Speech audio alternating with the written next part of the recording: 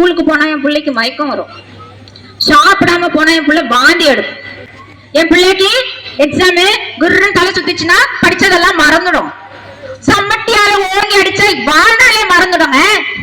அதை சிந்திச்சு பார்க்காம இன்று நாம பிள்ளைக்கு எக்ஸாம்ல கொஸ்டின் ஆன்சர் மறந்துடுறோம்னு யோசிக்கிறோமே. என் பிள்ளைக்கு தலை சுத்தம், தண்ணி தாகம் எடுக்கும்னு கேட்கிறோமே. மறுமையில தாகம் தாகம் தாகம் என்று கேட்கும் போதெல்லாம் குடிநீர் குடிநீர்னு கொதிநீரை எல்லாம் ஊத்துவானே. அதை சிந்திச்சு பார்த்தா நோன்பு வைக்காதுன்னு சொல்ல வருமா?